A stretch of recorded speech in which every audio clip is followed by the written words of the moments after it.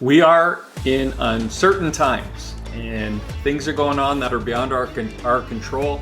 And I know a lot of you are wondering, is everyone else feeling the same effects? Well, the NFIB, or the National Federation of Independent Business, released their index in March, kind of before all this craziness, but it had some interesting information. Today we're going to talk about it.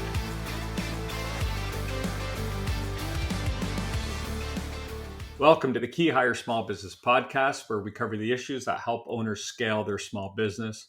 I'm Corey Harlock, creator of KeyHire Solutions, and I'll be your host. Today, you got me. You're stuck with me. So we are talking about this NFIB index report that came out. And essentially what it is they ask independent businesses to rate their business on, I think it's up to 9 or 10 components. And that index usually sits at around, I think they said 96 points.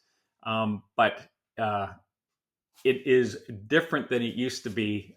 Some of the categories have gone up, some have gone down, but there are a few that I thought would really pertain to you, the small business owner.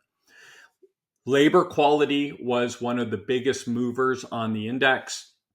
And 19%, so 19 out of 100 business owners reported that their biggest and most important problem is to fill jobs, especially manufacturing, transportation, and construction. So 40% of business owners claimed, so 19 said it was their most important, but 40% of the people that took the survey said that filling jobs in manufacturing, transportation, and construction were their biggest concern. A correlation, another notable was 38% of owners reported rising compensation as one of their large concerns. Now there's a correlation here. So let's get into this. Yes, the markets are uncertain. It doesn't mean we are flush with possible candidates. People aren't out there. There's not as many people out there as you think that are desperate to find work. In fact, during COVID, with a lot of the layoffs and things, especially with the call back to office, one of the big trends we saw were people would rather be unemployed than take a job that required them to do something they weren't prepared to do. I talk to people all the time, and I hear things like, unless this job is 100% remote, I'm not interested. Or I'm really looking for a remote or hybrid role where I can work 2 to 3 days a week at home. They're not even entertaining an offer that might not suit the circumstances they're looking for. Sometimes I'll get a caveat saying, unless it pays really good, I'm not interested in going into an office. Another thing we know is the trades are low on talent. There's a big war on talent. I hate that terminology, but there is a lot of competition for technical work. I work with some fire and life safety and security companies, and finding techs is hard. I know that the trades are really struggling to find people. Even the trade schools just aren't as busy as they want to be. So when we look at this correlation of finding people to fill jobs and prices going up, this makes a lot of sense. When we go through mass layoffs now, our unemployment rates are essentially equal to what our employment rate was 10 years ago. And I'm going to throw some numbers out there that they might be a little off, but I think like somewhere in the neighborhood of 3 to 3.5% unemployment is meaning the economy's booming and we have lots and lots of people working.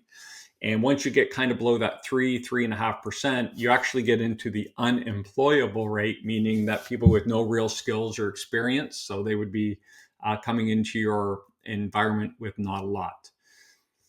That's what it was during the boom and during this crunch. And when we have layoffs, that number might crawl up to 4, 5, 6%. And Matt, can you Google for me and put it into the chat? What is the current unemployment rate? I want to see if I'm on track here. And while Matt's doing that, so before, back in the day, I'm an old guy. So when I was younger, if it got to 6, 7, 8% unemployment, that was a really bad sign. That meant there were a lot of people laid off. And that's when people were lining up for work and lining up for jobs and things like that. That is in the past. That is gone. It's not going to happen again. So we need to understand. Okay, so our unemployment rate right now is 4.2. And we are kind of in a bit of a weird spot, meaning there's been a lot of layoffs. There's been a ton of government layoffs. There are a lot of companies that are doing big layoffs right now. And we're at 4.2%. So in a strong economy, that number's 3 to 3.5, probably 3.5 to 4. So as you can see, we're still well below 5, 6, 7%, which means there are a lot of people looking for work. So we need to change the way we think about this. I know a lot of people think, oh, they're laying off. There's going to be a lot of people out there. We can get some good people cheap. Please change that mindset. You're hiring a rental player. If someone's making, for argument's sake, $100,000 a year, and you are able to get them because you're unemployed for 85 or 90, that doesn't mean they're sticking with you. It means as soon as the economy gets better and their company calls them back and offers them 100 or 110 to come back, they're gone. So you're not getting a long-term employee cheap. You're getting an expensive rental player or an inexpensive rental player, however you want to look at that. So let's go back to this. 40% of people that responded said that they're unable to fill jobs. And 38% said that compensation is going up. The workforce knows, especially once we get into these trades, that they are in demand. And they are very forthright with that information. They will tell you things like, well, I'm currently making $40 an hour, and I probably wouldn't move for any less than $45 an hour. There's nothing wrong with that. The employers used to set the market. We as employers used to be able to say, this is what we want to pay. This is the information we see out there. This is the range we want to pay for this role. And because there were lots of people out there looking for work, we could find someone who was happy with that range and they were willing to come to work for that range. Now, the employees are setting the market. Like it or not, I know a lot of you don't like to hear that, but that is the fact.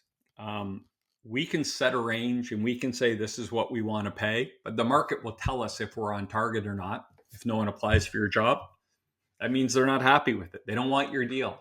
If you're interviewing people and they're coming back and saying, yeah, I make more than that, right? If we let it get to the final stages and then we make an offer and they say, oh, wow, that's well below what I'm currently making because we didn't ask.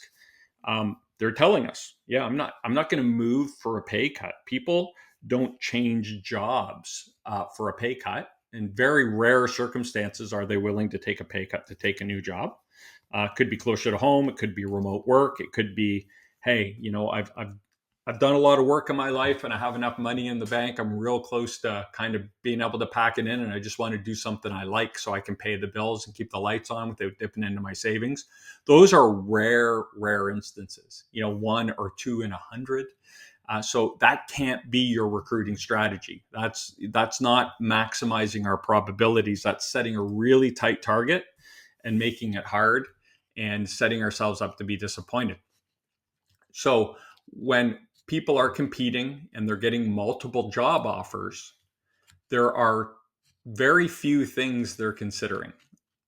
The things that they're looking at are, how did you treat me through the interview process? I've always said this, candidate experience in the interview process, your reputation is your best recruiting tool. And there are statistics out there that support, if I'm interviewing for a big company, say Google, and I've always wanted to work for Google, and I go through that interview process and I have a kind of an average experience, if they just kind of say, look, we're Google, do you want to work here or not? And then I went to interview with ABC IT or software or whatever it is, and they put me through an amazing experience. That experience is enough to sway me away from Google, the company I always wanted to work for, and go work for that smaller unknown firm. The interview process and the candidate experience are very, very important in the job seeker's decision-making process. So we as small business owners, if we don't think about the process, or we have an ad hoc, clunky process where people don't feel welcome or they're not connecting to us, it's going to be really hard to sway them. So there are more factors. That's just kind of getting their interest. But the simple rule is whoever's first and offers the most money usually wins. Efficient process, an efficient hiring process that is focused on the candidate and the candidate experience with the right offer the first time is usually going to land your person. So how do we get there, right? How do we do that? Because you're going to have to pay more. If someone's already employed or they're recently unemployed, but they're in a competitive market like the trades, they might have been making $40 an hour and got laid off, but they're not going to go back to work for 38 or 37 or 36 because there are enough people out there that are thinking, finally, this person who'd never wanted to talk to us before is willing to talk to us. And they're going to want 40, but they'll probably want more, especially if they have 2 or 3 companies talking to them. They'll all be offering their best, right? 50 cents here and there for candidate experience might not make a difference, but those dollars do. A good rule of thumb is if you are interested and excited about a candidate, especially in the trades, you can guarantee yourself that someone else is too. You're not competing against, you are competing against someone, you are not competing against no one. So if you think, they're unemployed, we can take our time, I won't call them today, let's push that to next week. Next week, they'll have an offer in their hand and they will have taken it. I just got off the phone with someone and they were talking about that. You take someone through the whole process and then, you want to call them in to bring them in for an on-site interview or even make them an offer and they just stop calling you. That's probably because they've taken another job or they've decided to stay where they are. But if they're unemployed, they've just taken another job and it's not worth their time to call you back and say, I took another job, right? So we as employers have to understand we are competing. And it's important that we create amazing candidate experience. We have an efficient process that is exhaustive. And those two, I always say, those two can live in the same universe. And we have to make the right offer the first time. Another thing to note here is the days of we'll make them an offer and see what they come back with. Those are dead and gone. They don't happen because you'll make them an offer, but keep in mind you're competing. So your offer is getting laid on a table with another 1 or maybe 2 or maybe 3 other offers. And what are they looking at? Who's paying me the most? What company did I like the most? What's their benefit look like? What do their benefits look like? What do all the perks look like? What does the schedule look like? And they're going to make the best decision for them. And they might go back if they have a front runner who they really want to work with. And let's say they were at that $40 an hour and one company offered them 45 and their favorite company offered them 44. They might go back to that person and say, look, as you know, I'm interviewing with some other companies. Man, I really like your company and I really want to come and work for you. But I have an offer on the table at 45. If you match the 45, I'll come and work for you. Now, if you went in at 42 or 40 thinking, well, they're unemployed, we'll just offer them 40. You're not even in the conversation at that point. You've lost with the offer. So there's a couple important things to do. And the one I want to focus on today is the offer. So in previous episodes, we've talked about how to improve candidate experience and make sure you stand out in the eyes of the candidate. We've done that. We'll have to go back in the archive. I don't know, Matt, if you can pop that in the chat and tell me what episode we may have done that. Number 2, We've talked about, I lost my train of thought. So candidate experience is big. Being fast. We've talked about that in the whole interview process as well, being quick and then putting together the right offer. So we at KeyHire do this form. It's called our seven candidate driver comparison. And when you're interviewing a job with a candidate, there are only 7 things you can possibly negotiate. So the 7 candidate drivers are as follows. You have the title. You can negotiate title. It's the one I was forgetting. You can negotiate their title. You can negotiate their salary. You can negotiate their benefits, 401k, bonus and incentives, PTO, and their schedule. Those are the only things we can negotiate when we bring someone on board. So if you don't ask them about these things up front, you're negotiating in the dark. And so part of our process and what I recommend you doing, and if you want a copy of these 7 candidate driver comparison, you can always reach out to me. Title's easy, but I also caution you in a small business, we don't need, if you have a $12 million a year business, you should not have VPs and C-level people. You need managers and directors. But people like to see a progression. And a lot of small business owners say, we don't care about titles. Well, the candidates do, because they're trying to build a career and show a progression. So you always want to make sure you're showing them. If I'm going to quit company A, where I'm mostly happy and they treat me okay, and I am a manager, if I'm going to come to your company, I want to be a director. I want to be a senior manager. I want to show I left for a better job. Salary is a big one. So you want to ask them, where are you currently? Or if you're not comfortable with that, something I like to say is, where do you need to be in terms of compensation to have it all make sense for you to take on, to maintain your current standard of living and have it make sense for you to change jobs? Then wait, be quiet. They might give you a range, or they might say, I'll just be honest with you, here's where I currently am. So you know exactly where you need to be. Either way, you're going to know where you need to be. Benefits, you know what your benefits are. Here's the kicker. If they're coming from a company that has amazing benefits, and I've seen this happen a lot, and this is where small business owners are at a disadvantage. If you offer them a $10,000 a year range, so say I'm at 100K at my job, you say, well, I'll give you 110 if you come over here. And they say, okay, that's great. Send me your benefits. And their benefits cost them $500 a month more than their current. Well, they're really only getting a $4,000 raise. And is it worth it for them to take on the risk of leaving a company they know, like, and trust to join a company they do not know, they kind of like, but they haven't built that trust yet?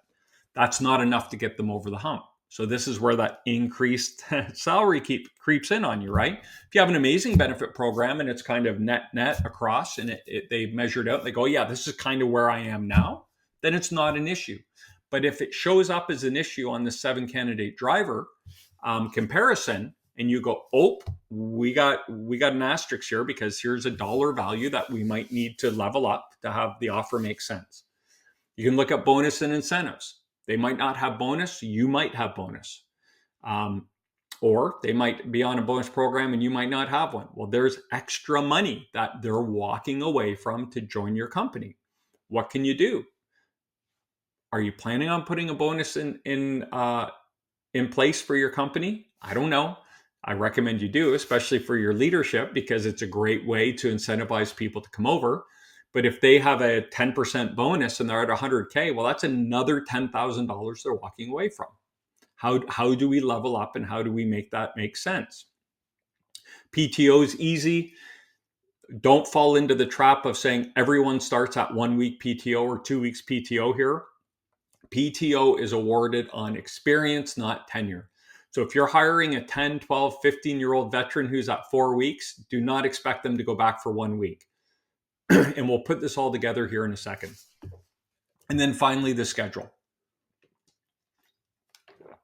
If they're on a hybrid and you want them in office 5 days a week, there's a premium to that. They're going to say, well, that's extra gas. I might have to pay tolls. I might have to pay parking now, which I don't do with my job, which is remote or hybrid or whatever. That's an extra cost. So what you need to do at the end of all kind of getting all this information is saying, okay, are we in line with the title? And then you need to start doing calculations, go across the board. Is the salary we're prepared to offer a move up for them in terms of their salary? Is it exciting? Is it enticing? Is it attractive to them? But then you have to factor in benefits. Are they paying more for our benefits? Are we equal, or is that a plus? Is it a plus, neutral, or minus for us? And know that number. Maybe it's a plus to them, or it's a negative to you for $200 a month. Okay, so that's $2,400 a year that we need to put off to the side. 401k, maybe they have a 3% match, maybe you don't have any. Okay, well, there's $3,000 that we need to put off to the side. Now we're up to $5,500. Now we look at bonuses. They don't have a bonus, maybe we do.